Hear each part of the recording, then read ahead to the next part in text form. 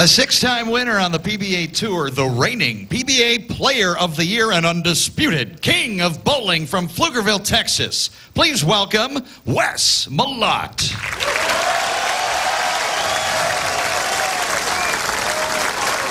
Wes, not only the reigning Player of the Year, also the reigning winner of this tournament. He won the Atonic Marathon Open last season when it was held in Indianapolis. Beat Ronnie Russell, 248-195 for that title.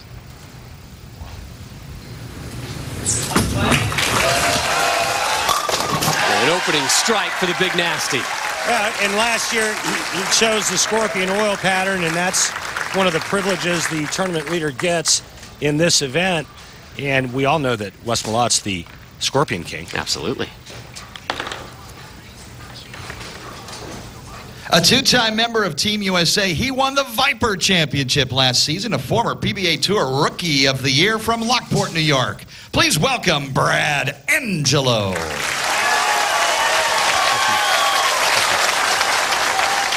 So Brad, his first television appearance this season. This will be the best finish to date for him, his 8th top 20 finish, his 4th top 10 of the season.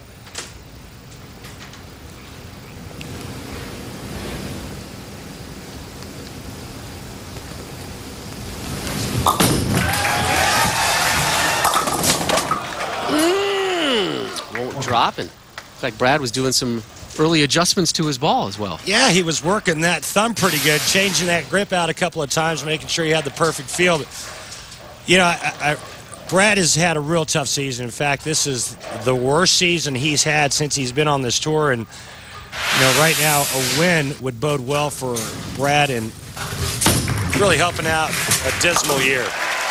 We asked him yesterday what a win would equal. He said, well, it would cap off a horrible season. Far and away the worst season I've ever had since being a pro. Worse across the board. And this is a tough tournament to excel at.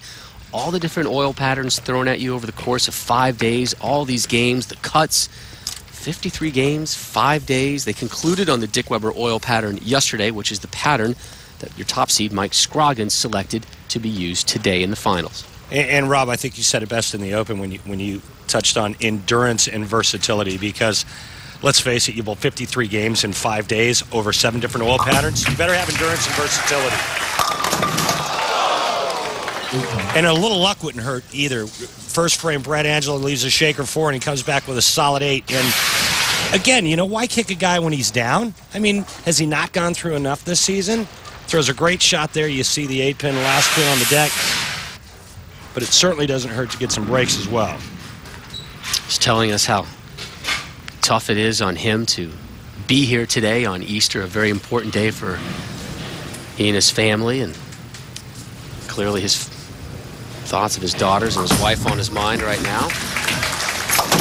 So back-to-back spares for Brad Angelo. Time now for our Lumber Liquidators Know the Wood. Randy? Well, it's the Dick Weber oil pattern, and it's 39 feet in length. You'll see the right-handers trying to play the track area. That'll be anywhere between the 8th board and the 3rd arrow. Mike Scroggins is going to have the left side of the lane to himself. He's going to be playing in between 1st and 2nd arrow, probably closer to 1st. The interesting note, though, is Mike Scroggins did have the highest average on the Dick Weber oil pattern, but it wasn't his highest average of the week. He actually averaged higher on Chameleon, but he felt there was a bigger dispersion between averages on the Dick Weber. He felt like he had more of an advantage on the Dick Weber.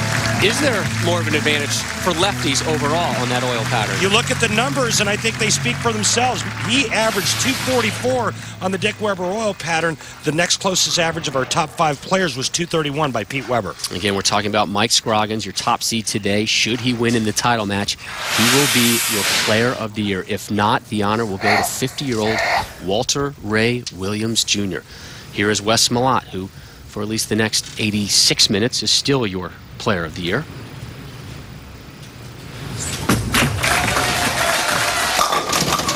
Mm. 10-pin shy of an opening 3-bagger. Boy, and what a season he had last season. But it's been a struggle as well for Wes Malott in terms of timing. He's been in and out of timing all season long and has not yet won, although it's been a steady campaign for 09 and 2010. Wes Malott still looking for that first title. And he whiffs on the 10. Come on, Wesley.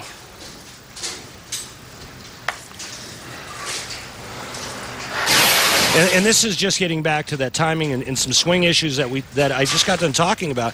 Wes has been missing a lot of spares like this. He's been having trouble making good shots. And right now, an early open frame for Wes Malott in the third. So Angelo will step up in the bottom of the third, seeking his first strike of match number 1.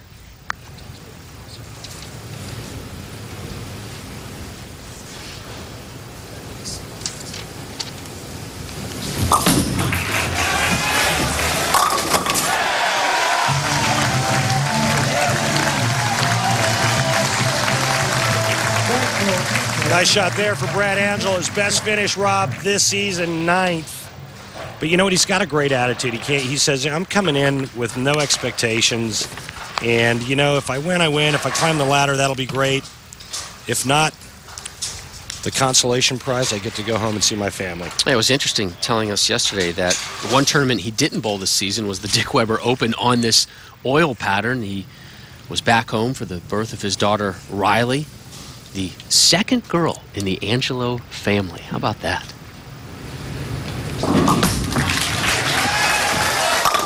Back-to-back jacks for Brad. And I'll tell you what, Brad Angelo could have easily had 4 in a row to start with tripping a 4-pin and the second frame solid 8 that should have struck. But, you know, Brad has proven out here that he is a versatile player and can bowl on anything. It was just a few years ago when he was the #1 player out here by virtue of the PBA point list. So he's got the great experience, even though he only has the 1 victory, but he has proven to be versatile out here on the Lumber Liquidators PBA Tour.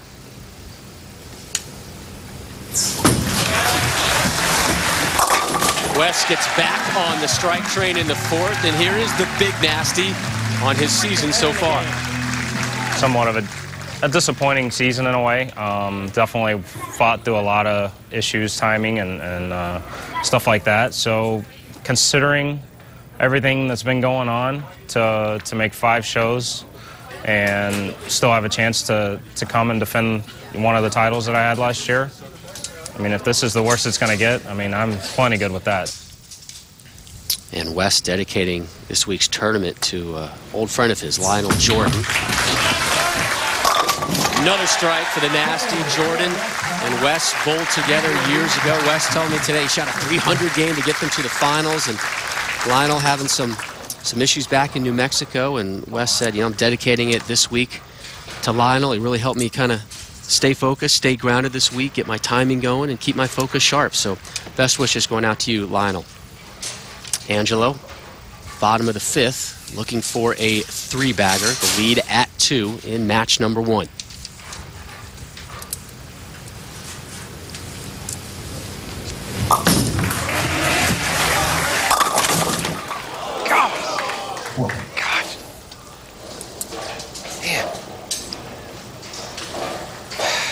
Couple tough leaves so far for Angelo. Well, just 2 4-pins on this right lane and the solid 8 on the left lane, but every ball in the pocket. He's making good shots. He's just not giving a whole lot of breaks after 5 frames.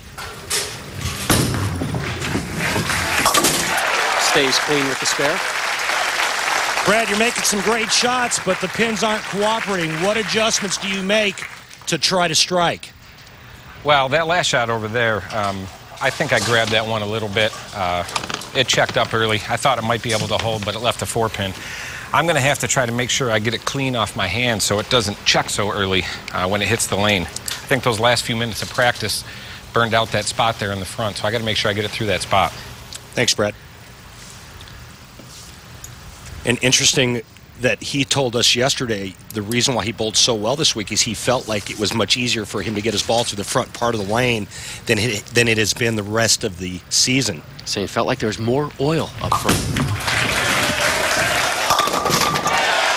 Well, he got that one to push, and then it tripped the 4 because it snapped pretty hard in the back part of the lane. That 4 has been a bit of a thorn in his side so far, but gets it to drop here in the 6th frame for his 3rd strike. And when we return, the conclusion of match number 1. But first, all show long, we're going to show you, in no particular order, the top moments of the season. Here's the first edition. Think of it as our Easter basket gift to you, our viewer. This former unemployed auto worker was this season's Cinderella story on the tour. Tom Smallwood would defeat last season's Player of the Year, Wes Malott, and not just in any tournament, mind you, but in the first major of the season, the PBA World Championship.